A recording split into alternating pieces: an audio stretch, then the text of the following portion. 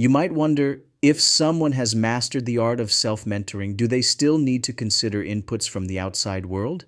Isn't the whole point of self-mentoring to be entirely self-sufficient? The answer is a clear and emphatic no. A true self-mentor isn't someone who shuts out the world and operates in a bubble.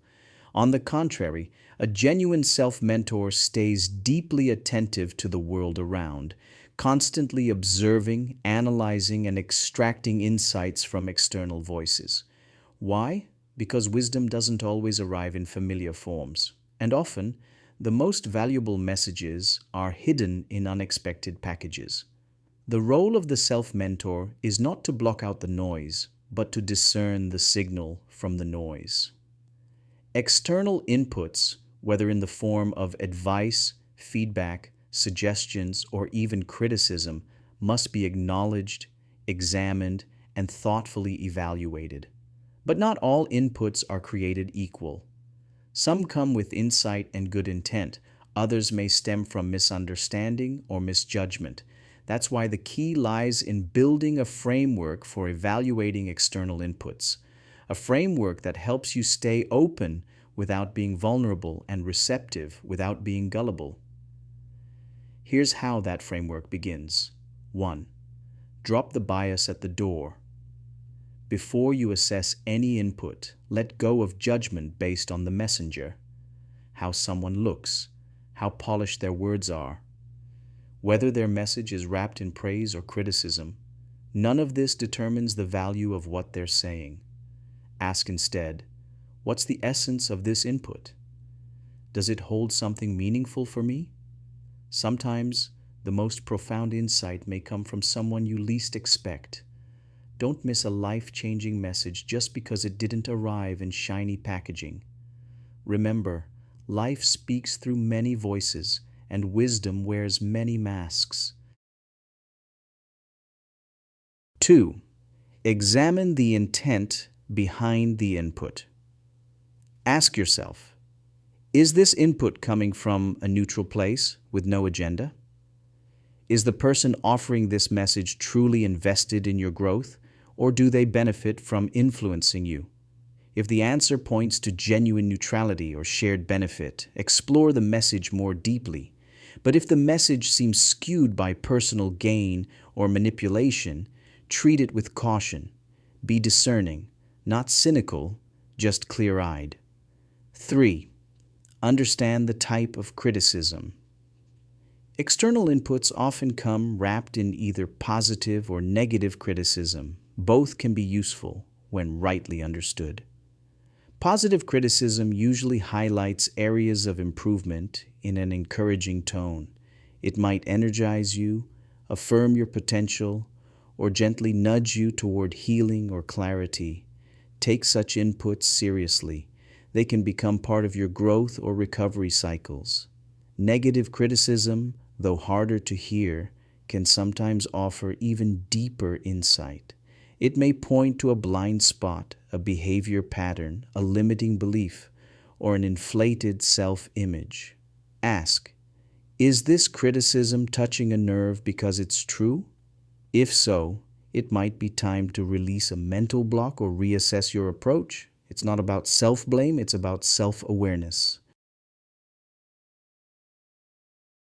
4. Identify which persona the input is addressing. Every external input speaks to a part of you.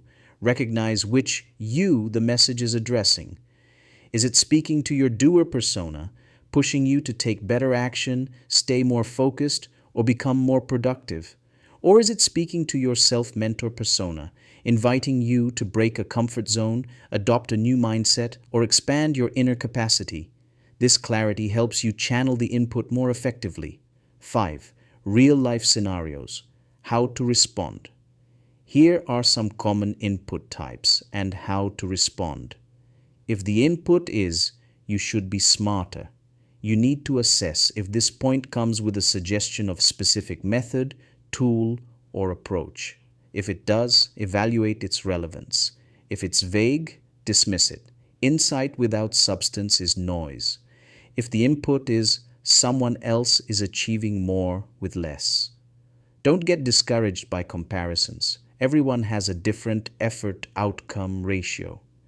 Instead, ask yourself, can I refine my methods? Can I improve my effectiveness? That's where the real power lies.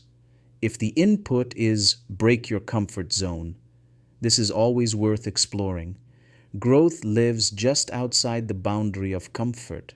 If the advice seems valid, take the leap. If the input is take shortcuts or compromise your values, perhaps you should walk away. No success is worth losing your integrity. 6. Dealing with viewpoints and perspectives. Some inputs are soaked in a specific point of view, a worldview, a belief system, or a school of thought. These aren't always fully compatible with your current state or direction. When this happens, deconstruct the message, separate the wisdom from the worldview, absorb what fits, leave what doesn't. If someone wants you to adopt their perspective entirely, treat it as a potential partnership. Assess whether it's truly win-win before taking it on. 7. When inputs tap into past failures. If someone brings up your past failures as a basis for input, don't get defensive. Instead, acknowledge that life isn't always fair. Know that long-term fairness does emerge with time.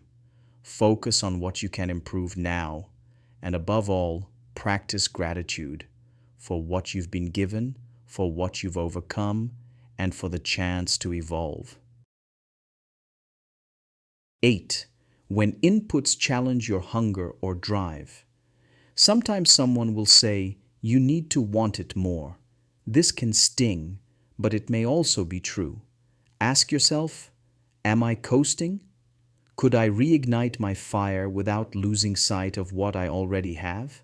Balance gratitude for what is with hunger for what could be.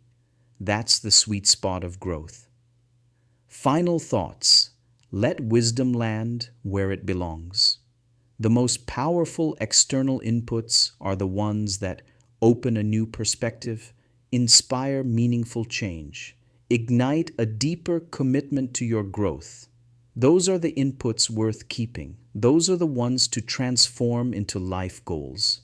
And remember, willpower, patience, and perseverance are your greatest allies in converting wisdom into progress. Let your self-mentor be wise enough to listen, strong enough to discern, and humble enough to grow.